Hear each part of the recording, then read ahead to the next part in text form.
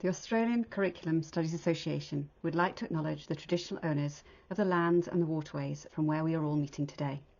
We pay our respects to the elders past and present, and we extend our respect to all Aboriginal and Torres Strait Islander peoples here today. We value the contributions of Aboriginal and Torres Strait Islander peoples to education and their continued support of the teaching and learning of all Australians. We recognise that for thousands of years, Aboriginal and Torres Strait Islander peoples have been the first teachers, and that we are committed to continue our learning alongside them.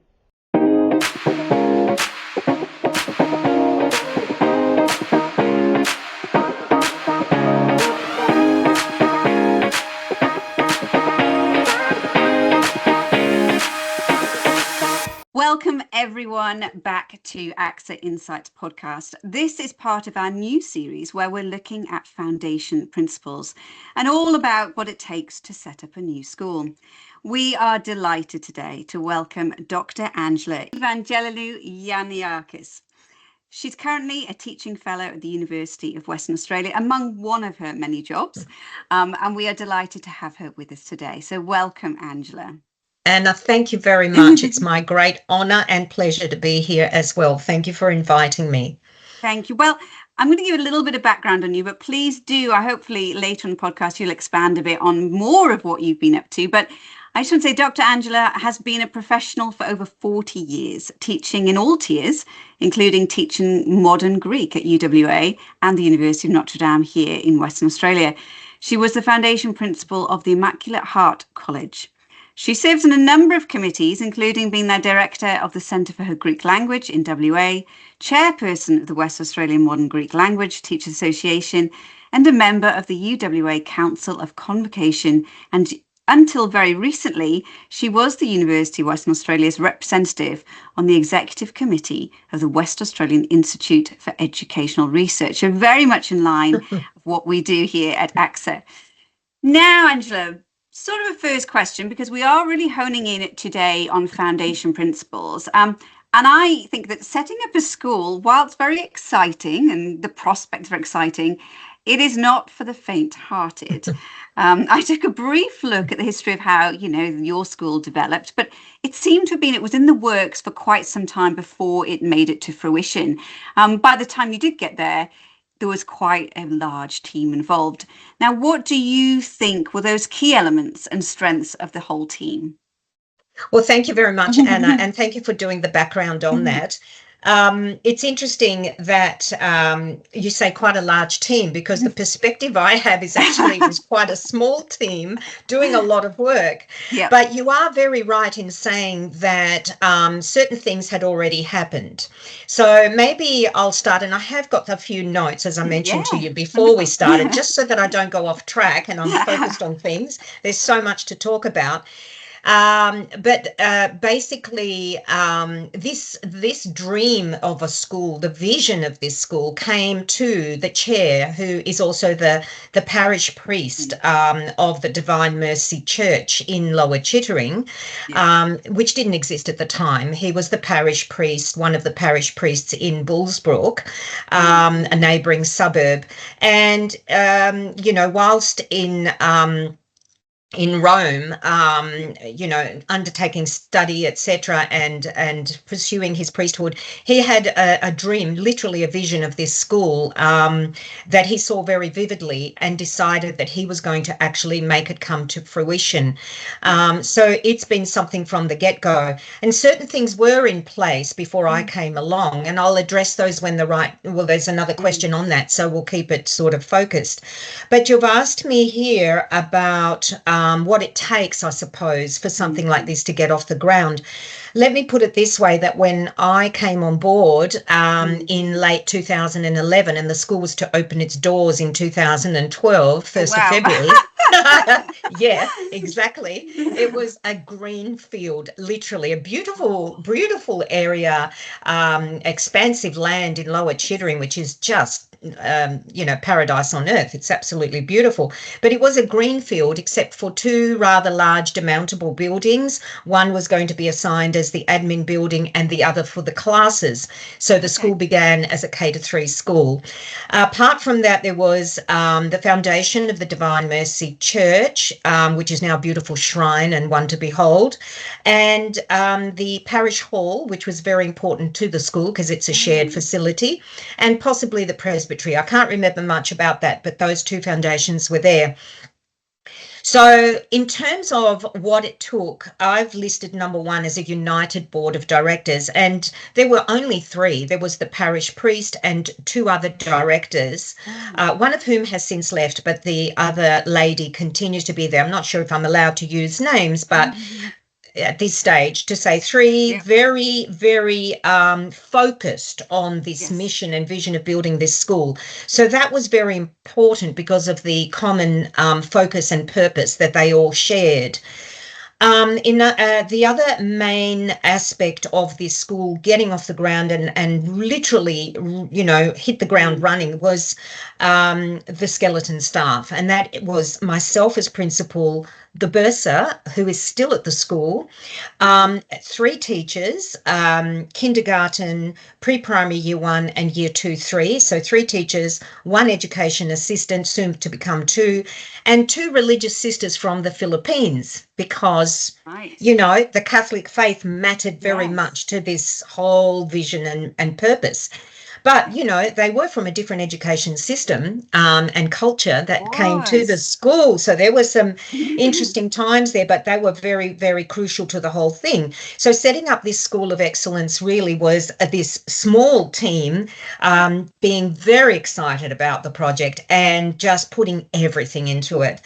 So, and on that, I will mention here that the two focus areas for the school were academic excellence and the Catholic faith. Or equal on par. And a third aspect of the momentum, if you like, and the strength was the local builders, architects, stonemasons, plumbers, anyone you can imagine with whom Father Paul had contacts and whom he reached out to very, very quickly to help get the school up and running and off the ground. Yes. So, And I think what's really interesting there, because we're seeing a lot in more the sort of that secondary into the tertiary space of kind of schools developing that are maybe doing alternative pathways to ATAR and, setting up for kind of a need that we're seeing at the end of traditional schooling. But what's really interesting hearing from you that really started at the embryonic right from the very start with that progression going through. So that was, I think, really quite important. And, as you're saying, kind of it just builds and then it becomes that bigger thing. So, it was very interesting to hear, you start, because even at the bottom end, there's so much regulation regarding the early years and then moving into a school. So that's quite a really critical thing. Now, you've mentioned really here, which I think is really that strong element of a faith. And we often see schools setting up because of faith-based schools, because they're driven by this need from the community. They want their children to be raised and taught with beliefs that really align with their values, aligned to their faith. How did you go about consulting and developing the essence of what the community wanted from a school? Thanks, Anna. That's a really important question. Firstly, just to clarify too, it might be good to say it out at the beginning, to say that this is an independent Catholic school. Yes. So one of the very few in WA and even across the country. So it's only a handful of schools that are independent Catholic. And the reason for that was, again, that the chair of the board and parish priest felt that he needed to create a school that offered Catholicism in its most traditional form, undiluted, as he often put it, not watered down, but one that actually was full on Catholicism. How was that interest canvassed? Well, surveys were conducted in the local area, which was a growing and still is a growing area. And now with the new connection through the freeway, it continues to really take off. Surveys were conducted, demographic checks were done of Catholics living in the area. There were already parishes in the neighbouring suburbs, Gingin, even Bindoon, Bullsbrook, etc., but not too close to the location of the school and the Divine Mercy Church. So there was this opportunity there to create a new kind of Catholic community. But then the flip side of this was there was a lot of promotion of it. There was a lot of advertising. So, yes, we got the demographics and we got interest, and we had a list of the names of the first students who would attend the school. And not all came, but we ended up with opening with 24 students, K to 3, which is delightful. It's a class in itself, but, it was split amongst the 3 teachers. It was paradise for those first 6 months, even though there was a lot of work to do. Much promotion. And the other aspect, the other enticing aspect of deciding on that location was that the school is placed on land that belongs to the Archdiocese, and it was a 99-year peppercorn lease of that land that made it very appealing to do something there. So it's a growth area. The Catholic parishes matter, but there was work done. And once I did become principal and was at the desk, I would always promote anything happening at the school through the local papers and any interviews, etc., etc. So I was very big on promotion. Yeah, and isn't that something I think we're facing as principals in general, and probably even more so as a foundation principal, that the jobs that are being done are beyond the scope of what we've been trained for at Teacher Training College. And I read an article recently about the CEO of a school, rather than, and that was, I think that's coming from the British system where things are going into trust situations and it's very different. But it's it was tinged with a bit of sadness that we use such business terms for things like that, but also, staying true to our educational upbringing, where we've come from. But I do think that's a really good point. This idea of promotion is, especially in the independent sector, is such a crucial part because everything is intertwined. And, it'd be interesting to see with, you were talking about that school, you're looking at your catchment area, but being independent, I suppose, the more it's sort of developed, you're probably getting more people from further afield because that value aligns more so with what their beliefs are. Very true, Anna. And I was going to say there about something about the catchment area. It's actually gone from me now, but it'll come back. Now, we're obviously here in WA, and there's quite a lot of paperwork. What we talk about is that there's like 2 key elements, before you even consider a school. The first part is that 18 months ahead of the scheduled start, you need to, submit an advance determination to the Department of Education. And then you follow that with initial registration, bearing in mind what's happened, and what you've been able to showcase. It seemed like an enormous amount of paperwork. I mean, it's very daunting. And inevitably, what we've just discussed there, this is a steep learning curve. This is not just going into a role that you kind of are prepared for. This is learning from the ground.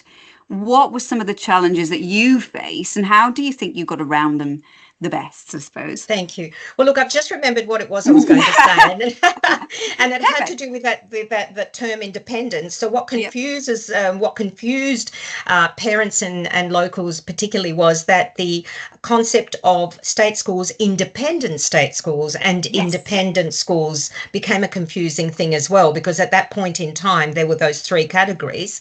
So that's where the promotion of the school and what it meant to be an independent Catholic school was all about as well, just to clarify that for the local community.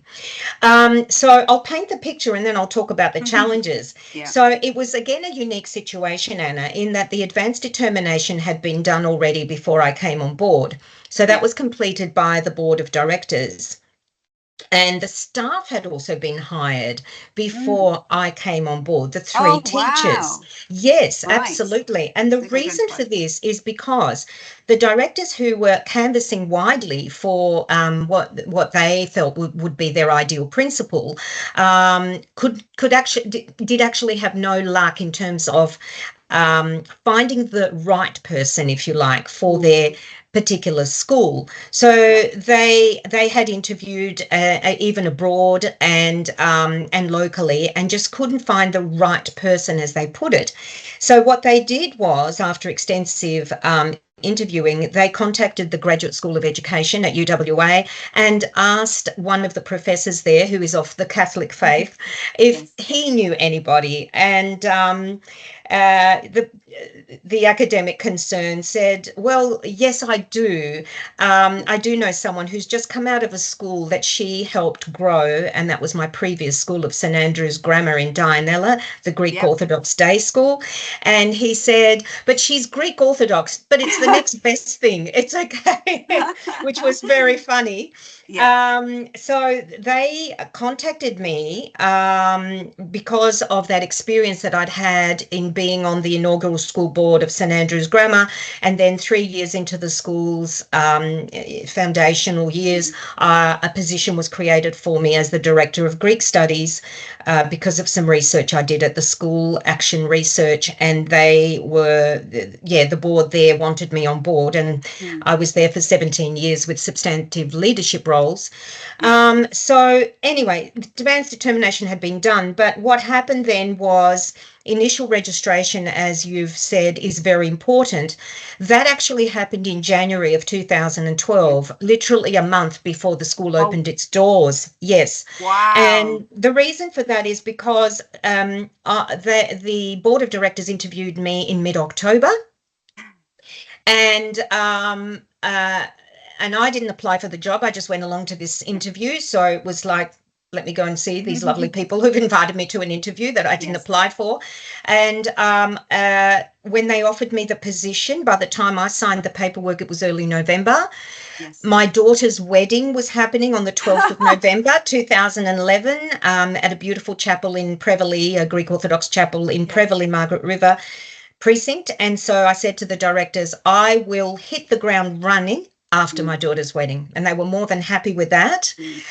So you can imagine that from the next day, 13th November, I started with all the requirements for registration, and that was a lot of work. And in the meantime, there was work happening on the grounds of the school to get the demountables up and running. Okay, so registration, yes, what were some of the challenges? Well, very little lead time, as you can see. The demountables and grounds needed much work, and there were resources and furniture to be purchased. But how did we overcome these? As I said, I hit the ground running as soon as my daughter's wedding was over. I sometimes amaze myself with the energy I have. I don't know where I find it, but I was just really determined to get this done and it be successful. So I was prolific in preparing these policies. And of course, I was using the AISWA templates, but personalizing them, tailoring them to the school without students yet, with this, just a concept. And of course, policies always get updated. So that was a big part of it, but they did get done in time for registration. And of course, we had a budget for the purchase of items and furnitures and furnishing, and a very excited staff ready and willing to go and buy these things, which was great. So all of that came together, and initial registration happened in January, but it was going to happen again later in the year as well, because we were at the very foundational stage. So what's very interesting there when you're talking about it, it seems that the priority of the board and those who were involved was getting the right people in the role. Like that was the essential part, was, and I think this is lovely. Sorry, Anna, you've cut out. Oh, sorry. It was more about the fact that, I think with the idea being that who they had in place was the most important part. So getting that right was so super important, because let's face it, we can't teach unless we've got teachers and we've got the right people who've got those values. But, I'm thinking when you're talking about it, yes, it's this lovely thing of like a foundation school sounds wonderful because it's a fresh slate, completely new. You start and you've got that, I suppose, that creativity and the ability to change something, or, you know, is what we try to do now is change the system or go against a system or create something different. But that comes with challenges. And I think we just reflect on that before. As a principal, you're not the teacher. You are suddenly the admin officer. You're also the finance officer. As you're talking about there, you've got to get the building work done and the promotional side of things. It's huge. And, you know, you've also got to get a strategic plan in place and the values and the missions. So from the administrative hat on, what were, I suppose, your first priorities in that space of what did you want to get your ducks in a row to get the day started? You just said that all so well, Anna, because it was like threads of a tapestry all coming together, literally. Right. There was so much to do and so much to think about. It was full on. And I won't deny that I was working 7 days a week. Yes. And that continued throughout my principalship, because as foundation principal, when you're growing a school, there's new challenges, new domains, new everything every year, building, creating, adding, and new classes, etc., growing numbers of students and staff, of course. But just to put things into perspective, I had a lot of leadership experience at my previous school, where I had been for 17 years. So I helped grow that school, and I was always in that centre front position of having a leadership position, multiple and substantive leadership roles, which included Director of Greek Studies for 17 years. When the middle school at St Andrews was built, I was then the coordinator of the I became the coordinator of the senior secondary school once year 10 was on board. I was simultaneously the assistant principal, and whenever a principal either left the school or was sick or away, I was the acting principal. These were held, these positions were all held at the same time. Plus I was principal of the Saturday community school, Greek school, for a number of years. So you can imagine I had all this experience. So I was biting at the bit to be principal of a school. I wasn't given that opportunity at my previous school. That's sort of a different chapter. But nonetheless, I was ready. Yes. So, yes, it was a clean slate for me, a fresh start. And I wanted to really prove that I could do this, not only to myself, but to the local community and the wider community. So there was that. It was a mammoth task. So where did I start? The college policies, as I've said before, staff being employed by the directors. I was, that was then my main priority. Strategic plans, these were shared with me right from the get-go at that first interview, and I had input in those, which was fantastic. And then strategic plans for the school, which the chair of the board is very visionary. I mean, he actually has a plan that extends to tertiary.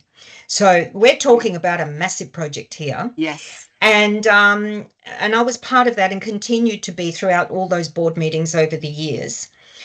Curriculum, I'll just touch on briefly because I know there's another question on that, but curriculum was a big area for me at my previous school, so I was very comfortable with it. And curriculum framework and the Australian curriculum were just starting to be implemented in schools.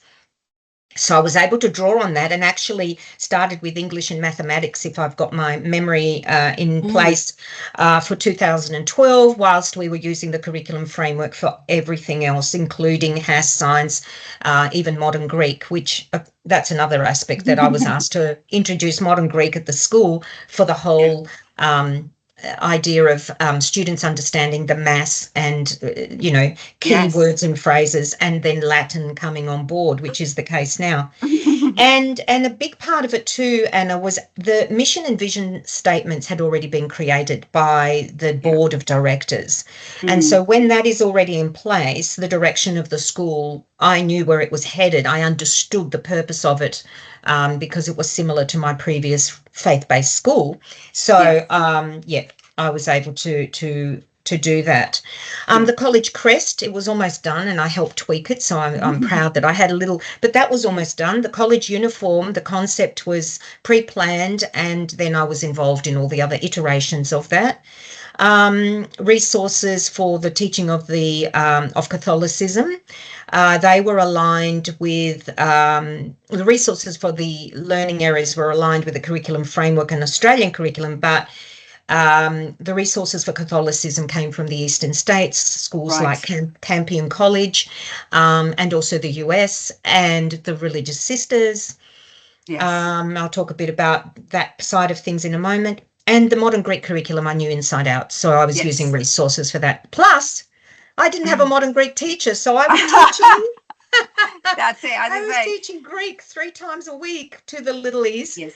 Until a Greek teacher came on board in the middle of the year. And finally, to end on this question, the college hymn had been written in the first year, and I was involved a little bit in that, but the college hymn also. So yes, huge amount. We were talking about that then, and what I really love when you picked up the very beginning was about the strategic plan being in place, and all the strategy of what the board wanted, but then you being involved in tweaking and changing it. And I think that's something that we have. It's a real tension between schools in many ways, because you have a board and you have a school. And someone was beautiful once explained to me, the board do the strategy, the principal does the operational, and that's where the two shall meet. And so it's kind of always to defer and can be in a position, but often people on the board are not teachers necessarily. So they can have a vision of what something wants to look like, whereas on the ground you're saying, it's great, but it would be better if we implemented our reasons. And that's where I think your strength must be, because you have such lovely communication that yeah. No, you're very right, Anna. Governance and management. On that board, one of the board members was a former primary school teacher, and I believe the third board member, who did end up leaving in a couple of years, he also had some teaching experience. But we had the parish priest, a former primary school teacher, and someone with some teaching experience. But as I said to you right from the beginning at that interview, which was, for me, it was just a lovely conversation with these lovely people, I was able to actually also help with the strategic direction in terms of when I looked at the map of things. Literally, they laid out a hard copy. And because of my experience with St Andrew's Grammar and all the buildings and then the infrastructure, I was able to give some advice.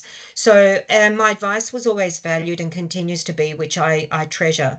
So yes, it's a beautiful relationship, and part of that comes from the focus of the directors and knowing what they want, but also being open to the professional experience and the background of their principal and staff. And, I think that's the core message of teaching, is that we talk about that, you can't teach unless you have relationships. And that's not just with children, that's with your staff and exactly with the board. Now, I look at this because I'm going to slightly focus on curriculum being that, what ACTA is. But obviously, you have to go through lots of stages in the terms of you have to teach the curriculum, and it's aligned with what we call SCARSA here in West Australia. And that is kind of a mandate, really, that you have to be able to achieve that. Now, I remember when I was working at ACARA and we sort of version 9 came in, and there were so many conversations that those higher level managers and directors had to have to sit, to get a lot of the other schools through that process to say, this is what you have to teach and align, but also, especially in the faith-based. So you, as in a new school, you've got these mandated sort of curriculum, but you've also really got this strong lens of faith that sort of is at the foundation, but also overlaps. How did you approach that as you started? Okay, yeah, very good question. So I always go to the source, the paperwork, the important mandated aspects of education, if you like. So once again, the curriculum framework of WA, which was still in place at the time, was my go-to for the curriculum offered at the school, with the Australian curriculum coming in for at least 2 of the learning areas in that first year. So I had jumped in with that, with English and mathematics, and I was really firm with staff about their programming and their programming being aligned with these documents, these mandated documents. And in fact, because the school was still small and I didn't have any other leadership in the school, I would expect their programs to be left at my desk by the end of the 3rd week of each term. And I would go through those with a fine-tooth comb to make sure that they aligned with the curriculum and the curricular documents, so that we were, ticking the boxes and making sure that at registration we could say, yes, we follow the those documents. So that's how I tackled that. With regard to the faith, okay, as I said before, we had resources from the eastern states, and we had the religious sisters, but we also had once a week catechesis for the staff and myself, which the parish priest or one of the board members, but usually the parish priest, would run for that half hour to 45 minutes each Wednesday afternoon. For me, that was really important, Anna, because as a Greek Orthodox Christian, I know that there are obviously some differences in the faith, but most we have the commonality. So there is that major connection with everything, you know. But I wanted to really get my head around the just the differences and to understand those. And different saints, once the church split, there's also the different saints that, you know, have come as a result of that split in the church. But I found it an eye-opener, and I really, really enjoyed it. We also had mass in the morning, every morning, for the principal and staff and the EAs. So I would, get to school, say, just before 8. Mass would be from 8 to 8:20, 8:25, and then go back to the office. So once a week, catechesis, mass every morning, unless I really couldn't make it for some reason. I had a parent interview. So all of these things came together. And with this school, Catholicism just permeates everything that happens. So prayer in the morning in class, the Angelus, I hope I've pronounced it correctly, would be happening. We introduced that in the second year, so we had that happening. The students attended mass once a week. So there was a lot there. And the key overriding thing of respect, the virtue of respect. Every month had a virtue assigned to it, and there was a focus in class, pastoral care in the morning about the virtue, and then that manifested itself in also the behaviour management, policies. Absolutely. And it's interesting when you're talking there about that, because when you talk about those Wednesday afternoons, you've embedded a professional learning from the very get-go. You know, we look at schools now and the kind of the push for professional learning, but it comes a really siloed, like, this is the day we're going to do professional learning. And we know as well that you're on a, but, you know, those sort of things, whereas you've got that continuously embedded, and then also that lovely thing of every morning you're coming together, that cohesiveness. It's not just we're going to have a coffee in the staff room, it's we're actually all in this journey together. And I think that's what we lose in schools significantly, is that we have a staff meeting, but everyone's tired, it's a Thursday afternoon, we're trying to get to the weekend, and it doesn't have the value that lovely drip feed of constant being in that space together has. So it's interesting, because we talk about a lot about well-being, and you know, that sort of, for me, would consolidate what really would be a staff well-being. But when we look at from a principal perspective, reflection and all those sorts of things, and mentoring, for me, I would say, is the most important part of being a principal, because you are the end. It stops with you in many ways. But we can all know there's a mentor or a coach out there who we align with. But for you as a foundation principal, you're leading the charge, and there's nobody else in that specific space. There might be another foundation principal who you could talk probably operational stuff with. But sometimes that's quite a lonely place to be. I mean, what would what would your kind of advice be to someone who's in that space? Absolutely. Thanks, Anna. I'll just pick up on something you've said before I address the question, and that is that aspect of Mass too was interesting, because the Mass was in English. What it helped me with personally was understand the Greek Orthodox liturgy in places where I never had thought about. Because obviously the liturgy in the Greek Orthodox Church is all in the Byzantine Greek, as we call it. The Greek is of an elevated level, and sometimes you don't necessarily know what's going on. But I understood things by hearing them in English. I thought, that's what the priest is saying every Sunday, and that's what it means. So that was a real revelation for me. in terms of a reflection, you're very right. And reflection for me would occur daily, especially on the way home. I had a 50-minute drive every day from Lower Chittering to Karrinyup, where I live. And it was the time where I would, obviously focusing on my driving, but also reflecting on the day and what happened during the day. And as you know, in the teaching profession and leadership, we never stop thinking about our students and the workplace and everything that happens in a school. So I also have we all also have the long-term reflection that we do, as I've called it.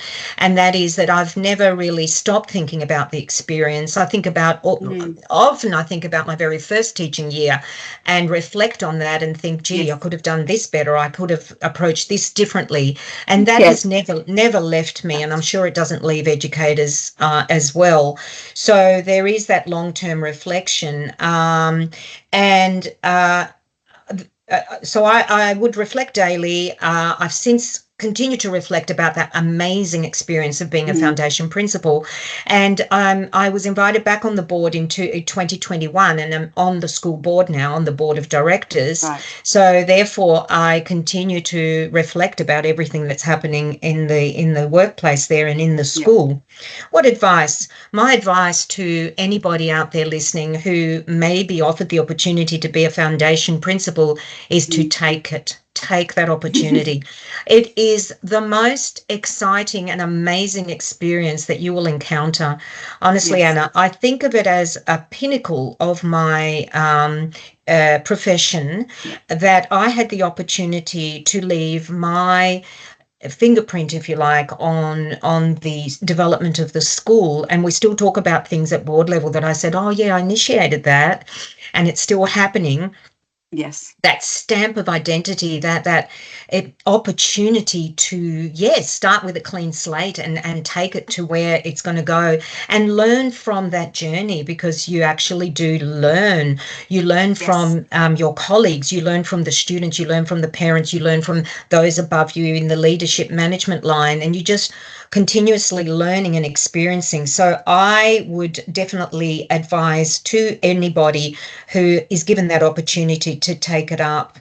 And then go ahead. Yeah, and what a beautiful example of the lifelong learner, which is what we're wanting to instill in our students. And there you are going, take on a new challenge. I want to learn more. I'm that sponge. I'm not finished yet. There's a lot more that I want to keep doing. Yeah, it's a lovely example of that.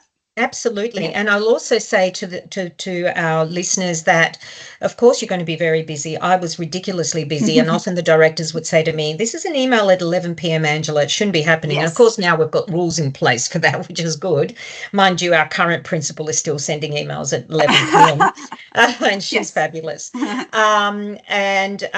You'll be busy beyond compare, but try to carve out time to do things for yourself, things that help you relax, that make you happy, and be with loved ones. So as much as possible, try to find that space, because you're going to need it for your own well-being. Also, one more thing is to become a member of other associations, like you say, sharing with colleagues.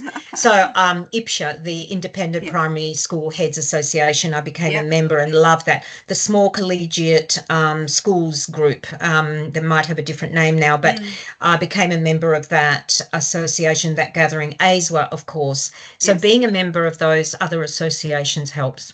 Yeah. Really, we're very biased in that sense, but I think that's where sometimes we get lost in that, because we forget that associations are backed by evidence, they've got scholarship behind it, they've done their research. It's not an off-the-shelf product that is selling you something or to it. It really is at the very heart of it educators who, for so many reasons, are so generous with their time, and most of them are volunteers in that space, and all on the same vision to make something the best it can be. So I fully wholeheartedly do that. But interestingly, sort of just summing up really about you, you're a very successful academic, who's paving the way for the next generation of graduate teachers going in there. And in my case, sorry, you're cutting out, Emma. Oh, sorry. Can you hear me? Yeah. In my case, there you were as a fabulous mentor And I was sort of 20 years in the profession already, and then gone back and was doing, further study. And it was wonderful because there you are supporting from the grassroots, from those who are just stepping into the classroom to those who are going, I need to sort of a bit more grounding for me to move on. So for you, obviously, you've got this passion, you've got the enough and love for our profession. What priorities do you have for yourself now? And what do you think is the future for us all? Oh, and firstly, thank you very much for your kind, generous words. It's my honour. Honestly, every class I have at the Graduate School of Education at UWA, where I can impart some of my experience and help others and mentor others, is a blessing. So yes. I really, really appreciate your kind words. Look, as you can tell, I've remained passionate about the teaching profession, of course, and also leadership within that. And I'm still heavily involved. I'm on 2 school boards. One is Immaculate Heart College. The other is a community languages school, right. Which is travelling very well in terms of numbers and results in international exams. So they're doing very well. I'm involved in the Master of Teaching and Master of Education courses at UWA, and I also hold the substantive position of Regional Lead of Western Australia through Australian Catholic University, who has a partnership. They have a partnership with Teach for Australia, and I've been involved in the Teach for Australia program on the university side for 10 years now. So that's a big part of my life. And I also, my volunteer roles include Languages Teachers Western Australia, the former WMGLTA WA, I'm the Vice President, the West Australia Modern Greek Language Teachers Association, where I'm the chairperson, and I also direct the Centre for the Greek Language Exams in WA, which is the international exams, and this is my 21st year in that role. That's volunteer work, all of that. Look, my priorities regarding where to next for me. Number one, I'm really interested in educational trends, and my focus at the moment is classical education, because I can see a rising sort of trend there in terms of a pendulum swing back to classical education, and because of the pathway that Immaculate Heart College is thinking about undertaking with the classics pathway, Latin, Greek, and that pathway. I'm going to be attending a conference in Glenelg in early October, and from that generate some research. So I'm really looking forward to that. A second priority, because I tend to put myself last in terms of I'm always doing all these other things, but I should be applying for the Higher Education Fellowship. I did start it this year and had to put it aside because of the workload. So I do need to do that and tick that box. And to continue mentoring and guiding the next generation of teachers and leaders. So that is definitely a big third project. What? Yeah, I was going to say, I'm getting tired just thinking about all of those things just there. I was like, I have no idea how many, you must fit 28 hours into 24, which is quite impressive. But the final question is always one that stumps people, but I think it's a really crucial one, and not just for teachers, but for everyone. And I have actually tweaked it sometimes, because sometimes people don't talk about their favourite teacher. They talk about their favourite colleague or someone who's helped them along the way. So feel free to kind of have that. But who has been your favourite teacher along the journey, and why? Thank you. Yes, suddenly I'm thinking about it a little bit differently because of what you've said. But I did think about this, and I jotted down 3 things. And names escape me, but my Year 10 English teacher really inspired me because he was very good. He later became a superintendent of English, so I should remember his name, but I can't at the moment. And I had poetry published in the local journal at the high school where I was attending, John Forrest Senior High School. So he was an inspiration. My Year 8 to 12 French teacher at the same high school also inspired me. I loved French, and she helped me really do well in the language, and later I became a teacher of French and then modern and Greek. So languages education came through that inspirational teacher. And then I did list here my year 11 and 12 econs teacher, and I do remember his name, ironically, and it wasn't Mr. Moore, but it wasn't because I particularly liked economics, but it was because my friends and I could take the mickey out of him really easily. So we had a lot of fun in year 11 and 12, believe it or not, ATAR level econs. But I did manage to pass that at the TAE, as it was called then, the Tertiary Admissions Education exams. And in terms of inspiration, I can't go past not mentioning Emeritus Professor Tom O'Donoghue at the Graduate School of Education now, because he was the one who insisted that after I did my Master of Education that I just continue through with a Doctor of Education, and he really has just helped open the doors for me in terms of that academic field. So Tom O'Donoghue. Oh, and that's so lovely when you talk about it, because a lot of people will say it's not the content you remember from school, it's the people and the experiences. That's lovely. And and I think I just want to have an anecdote, because I remember sitting in one of your sessions and you showed us a video from 1967 of Summerhill School back in the UK. And it was one of those things where I sat and I watched it. I think the very opening scene, so I rewatched it the other day, was children, and it looked like chaos. And it was a beautiful video because A.S. Neil was talking about what his vision for education was. And so I went back to the UK a few years ago, and I was talking to my uncle and just chatting about education. And my aunt, who's was a primary school teacher, made a joke about, he had a great time at school, but he can't spell, but he's had a wonderful time and he's loved it. And I thought, wow, what a kind of school where you would love education. And he proudly brought out a picture of him and A.S. Neil, because he was at Summerhill, and he was part of that 1964 video that you showed me. So that was just one of those brilliant moments for me. Yeah, it was fantastic. So so I think, for me, I have those moments of being in your lessons and thinking how that changed my view of this, kind of curriculum and pedagogy. And so, here I am in the curriculum space and loving every minute. So thank you from a personal note, Dr. Angela. Thank you. Thank you. That's really moving. So thank you to everyone who has listened to us on ACSA Insights today. We've had the most lovely conversation, and I do hope that our listeners come back for the next in our series of Foundation Principles.